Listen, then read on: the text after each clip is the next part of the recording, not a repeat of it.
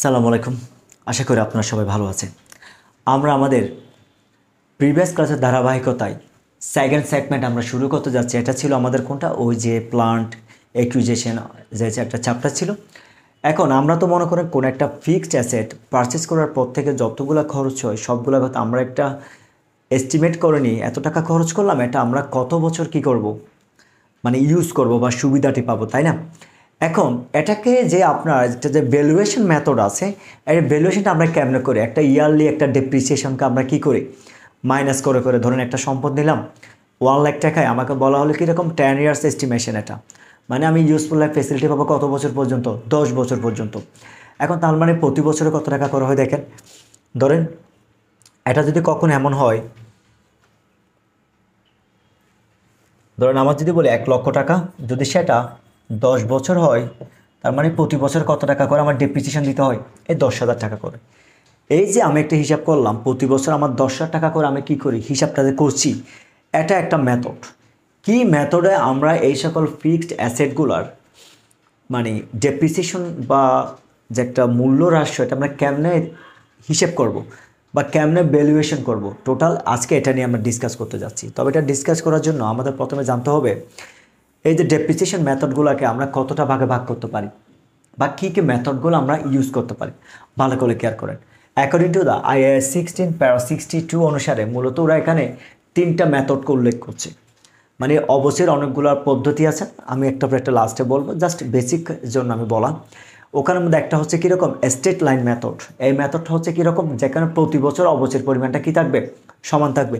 আমি যে একটু আগে দেখালাম 1 লক্ষকে 10 দিয়ে ভাগ করে কত, 10,000 করে করে, এই যে প্রতি বছর ইকুয়াল না, এটা হচ্ছে মূলত কি স্ট্রেট লাইন মেথড। আরটা হচ্ছে কি আপনার ডিমিনিশিং অথবা রিডিউসিং অথবা রিটেন ডাউন ব্যালেন্স মেথড, যেটাকে আমরা বলি ক্রমহ্রাসমান ঝের পদ্ধতি। অর্থাৎ প্রতি বছর যেখানে আস্তে আস্তে আস্তে কী করতে থাকে, কমতে থাকে। এটা হচ্ছে ভ্যালুয়েশন প্রসেসটা কীরকম সেটা আমরা ম্যাথে গিয়ে দেখিয়ে দেবো। এছাড়া কেসে দেখেন ইউনিট অফ প্রোডাকশন মেথড, মানে কত ইউনিট, এটা আমরা মূলত ইউজ করি মেশিনারি বা ইকুইপমেন্ট টাইপসের যে সকল জিনিসগুলো থাকে এগুলোর ভ্যালুয়েশন প্রসেসের ক্ষেত্রে। কারণ কেন এগুলোকে ভ্যালুয়েশন করা হয়, এটার থেকে আমি টোটাল কতটুকু আউটপুট পাবো বা কতটুকু প্রোডাক্ট আমি প্রডিউস করতে পারবো, অথবা এটাকে আমি কত ঘন্টা ব্যবহার করতে পারবো তার উপর ডিপেন্ড করে করা হয়। হ্যাঁ, এগুলো ছাড়াও যদি বলি আমি, আপনার এখানে যে প্রিভিয়াস বোর্ডে যতগুলো ম্যাথ আছে এর বাইরে আপনি আরও 2-একটা পদ্ধতি পাবেন। একটা হচ্ছে আপনার double declining method, double declining method, double declining method. এটা হচ্ছে অনেকটা এই যে ডিমিনিশিং ব্যালেন্স মেথডের মতো, শুধুমাত্র ইন্টু 2 দিলে হয়ে যাবে, মানে ডাবল হয়ে যাবে। আরেকটা আছে sum of year digit method, sum of years digit method. এই 5টা পদ্ধতিতে আমি যদি বলি, আপনাদের যারা ন্যাশনাল ইউনিভার্সিটিতে পড়েন আপনাদের বেশিরভাগ এই 5টা পদ্ধতি থেকে ম্যাথগুলো আসছে। আপনি যে প্রিভিয়াসগুলো যতগুলো ম্যাথ আছে আপনি দেখতে পারেন ঘুরে ফিরে 5টা থেকে আসছে। যদি বেসিক্যালি যদিও আমরা এই 3টা সবচেয়ে বেশি ইউজ করি, কিন্তু আমরা এই 2টা একটু দেখে নেব। আমরা প্রিভিয়াস বোর্ডের ম্যাথ যখন সিরিয়ালি করতে যাবে, আমি এই 5টা মেথড আপনাকে একসাথে ইনশাল্লাহ কীভাবে করবেন আমি করে দেখাবো। তাহলে আজকে আমরা প্রথমে একটা স্ট্রেট লাইন মেথডের একটা ম্যাথ করে যাই। যেমন এই যে এটা একটা স্ট্রেট লাইন মেথডের একটা ম্যাথ, তবে এটা করার আগে আমি একটু আপনাদেরকে ফর্মুলাটা একটু দেখিয়ে দিতে চাই। যেমন ধরেন প্রথমে এখানে কী বলছে একটু দেখি আগে। বলা হচ্ছে the cost of a machine on 1st January 2018 is টাকা 13,000। আমি 13,000 টাকা দিয়ে একটা কী কিনলাম, একটা আমি মেশিন কিনলাম। Estimated useful life is 3 years, এটার আয়ুষ্কাল হচ্ছে কত বছর, 3 বছর। অ্যান্ড স্ক্র্যাপ ভ্যালিউ অথবা স্যালভেজ ভ্যালিউ, যেটাকে আমরা বলি ভগ্নাবশেষ মূল্য, ইজ টাকা 100। অর্থাৎ আমি হিসাব করে দেখলাম আমি 13,000 টাকা দিয়ে যে মেশিনটা কিনেছি এটা আমি ইউজ করতে পারবো কত বছর, 3 বছর। এখন 3 বছর পর আমি যদি সেটাকে বাজারে যদি বিক্রি করি শুধুমাত্র কত টাকা পাবো, 1,000 টাকায় পাবো। এটাকে বলা হচ্ছে কি স্ক্র্যাপ ভ্যালিউ বা স্যালভেজ ভ্যালিউ, যাই বলেন আপনি। Calculate the annual depreciation and show them in the depreciation schedule for the period. তার মানে এই যে একটু ফরম্যাটটা আমি আগে থেকে আমার ম্যাথের সুবিধার জন্য করে নিয়েছি। আচ্ছা, আমি এটাকে আপনাকে একটু স্ট্রেট লাইন মেথডে দেখাবো। স্টিলল্যান্ড মেথডে। কেমনে? আমি জাস্ট স্টিলল্যান্ড মেথডের একটু ফর্মুলাটা আমরা দেখে নিই। স্টিলল্যান্ড মেথডের ফর্মেটটা হচ্ছে এরকম, ডেপ্রিসিয়েশন ইকুয়াল টু কত, cost minus salvage value by estimated useful life. আরেকটা আছে rate of depreciation.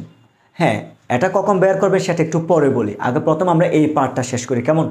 Annual depreciation দেখেন, আমার কস্ট কত দেখেন তো, 13,000 টাকা, স্যালভেজ ভ্যালু বা স্ক্র্যাপ ভ্যালু কত, 1,000 টাকা। তাহলে দেখেন, তাহলে কস্ট হচ্ছে কত, 13,000 মাইনাস 1,000, আর আমার এস্টিমেটেড ইউজফুল লাইফ হচ্ছে কত, 3 ইয়ার্স।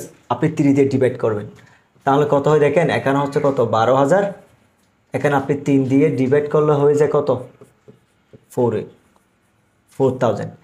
তার মানে আমার প্রতি বছরে যে একটা অ্যানুয়াল ডেপ্রিসিয়েশন থাকে, এটা কত হাজার করে হবে, 4,000 করে করে হবে। কারণ স্ট্রেট লাইন মেথডের ক্ষেত্রে প্রতি বছর অবশ্যের পরিমাণটা কি থাকে, সমান থাকে। এটা গেছে। এখন ধরেন অনেক সময় আমাদের এমন হয় না, ধরেন আপনাকে রেট অফ ডেপ্রিসিয়েশন বের করতে বলা হয়েছে। যদি রেট অফ ডেপ্রিসিয়েশন বলা থাকে, এটা আপনার মূলত দরকার হবে আমরা যদি ডিক্লাইনিং মেথডে করি বা ডাবল ডিক্লাইনিং মেথডে করি, অথবা ডিমিনিশিং, ওই যে ক্রমহ্রাসমান জের পদ্ধতি আপনার যেটাকে বলেন, অথবা রিটার্ন ডাউন মেথডেও করি, তখন এই জিনিসটা দরকার হবে আপনার। আমি তারপরে সুবিধার জন্য একটু আগে থেকে দিয়ে দিয়েছি আপনাকে। এটা কীরকম বলি, ধরেন আপনাকে ওখানে কোনো কি দেওয়া নেই, মানে শুধু প্রাইসিংটা দেওয়া নেই, কোনো কিছু, জাস্ট একটা অ্যামাউন্ট বা ফিগার দেওয়া আছে, কিন্তু রেটটা কোনোভাবে দেওয়া নেই। তখন আপনি নিচ থেকে রেটটা কী করতে হয়, বের করতে হয়। রেটের ফর্মুলা হচ্ছে কীরকম, 100% বাই কত, এস্টিমেটেড ইউজফুল লাইফ। তখন যত বছর থাকবে আপনি তত বছর দিয়ে ভাগ করলে কী হয়ে যাবে, অ্যান্সারটা চলে আসবে। ধরেন আপনাকে যদি কোনো কারণে কোনো ইনফরমেশন যদি দেওয়া নাও থাকে, আপনি যদি এই ফর্মেট অ্যাপ্লাই করেন, ঠিক আপনার সেম অ্যামাউন্টে আসবে। আমি আপনাকে যেমন ধরেন এখানে কত আছে বলুন তো, 100% কত বছর, 3 বছর। যদি 3 বছর যদি আমি ভাগ করি, তাহলে কত হয়, 33.33%। এটাই তো। আপনি ঠিক দেখেন, আপনি যদি এখানে 12,000-কে ঠিক 33.33% দিয়েও যদি আপনি করেন, তাহলে ঠিক আপনার অ্যামাউন্টটা আসে কত দেখেন, 3,999 কত 6। তাহলে আমরা জানি দশমিকের পর যদি 5 এককের উপরে হয়, এটাকে আমরা এমনি কি বলি, 4,000 বলি না। এটাই। যদি কোনো কারণে আপনাকে যদি রেট দিয়ে করতে বলা হয়, তখন আপনি এই ফরম্যাটটা ইউজ করতে পারেন। এটা আসলে আপনার দুইটার মধ্যে আপনি সেম অ্যান্সারই আসবে। আশা করি আপনাকে যদি কখনো রেটটা বের করতে বলে, ইভেন যদি ডেপ্রিসিয়েশন অ্যামাউন্টটা করতে বলে, স্ট্রেট লাইন মেথডে আপনি এইভাবে করতে পারেন। তবে প্লিজ এখানে মাথায় রাখবেন, স্ট্রেট লাইন আহামরি সমস্যা হবে না। ডাবল ডিক্লাইনিং মেথড অথবা ডিক্লাইনিং মেথড অথবা ডিমিনিশিং মেথড যেটা আছে, যেটাকে আমরা বলি ক্রমহ্রাসমান জের পদ্ধতি, অনেক সময় যদি আপনার যে পার্সেন্টেজ যদি দেওয়া না থাকে, এইভাবে বের করা যায়। তখন আপনি সরাসরি 100%-কে যত বছর এস্টিমেটেড ইয়ার্স আছে এই রেটটা পাবেন, ওটা দিয়ে আপনি ম্যাথ করতে পারেন। আচ্ছা, যদি এটা হয়, আমরা তাহলে আমাদের মেইন ম্যাথে যাই। আমাদের তাহলে ইয়ারলি অ্যামাউন্টটা কত পেয়েছি আমরা, 4,000 টাকা, তাই না? তাহলে দেখেন তো, ইয়ারলি ডেপ্রিসিয়েশন যেহেতু আমরা স্ট্রেট লাইন মেথডে করছি, তাহলে কত টাকা হলো, এখানে 4,000, এখানেও 4,000, এখানে 4,000, অ্যানুয়াল 4,000 টাকা। আমি মূলত ফরম্যাটটা ওখানে করেছি যাতে আপনি একটু ফ্লেক্সিবলি বুঝেন। তার মানে আমি এখানে ধরে নিলাম আমার কত অ্যামাউন্ট হলো, 4,000 টাকা হয়েছে।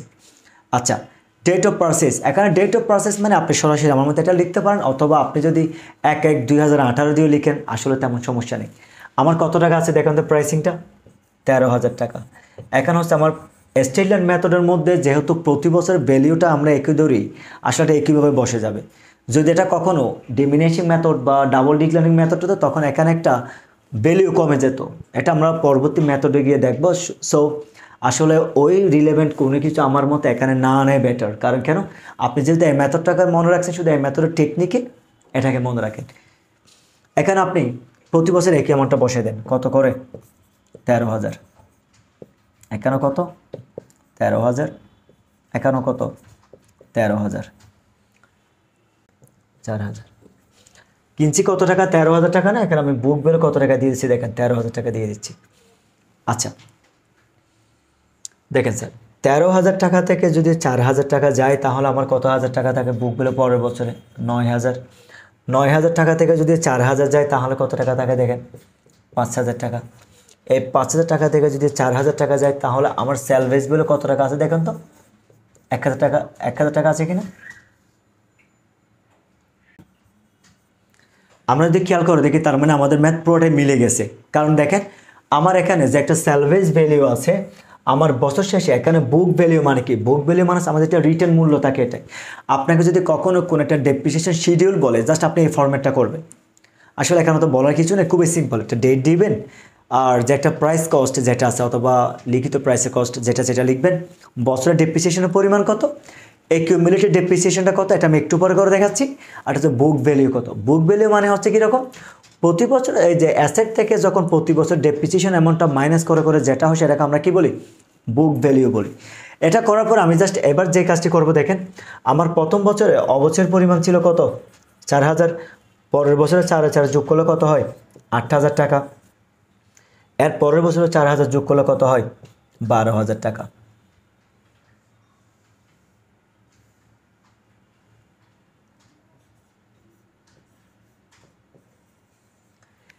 এই যে প্রতি বছর অবচয়গুলোকে আমরা যোগ করে করে যেটা নামাই, এটাকে বলা হচ্ছে কি আপনার অ্যাকিউমুলেটেড ডেপ্রিসিয়েশন, অথবা যেটাকে আমরা বলি পুঞ্জীভূত অবচয়।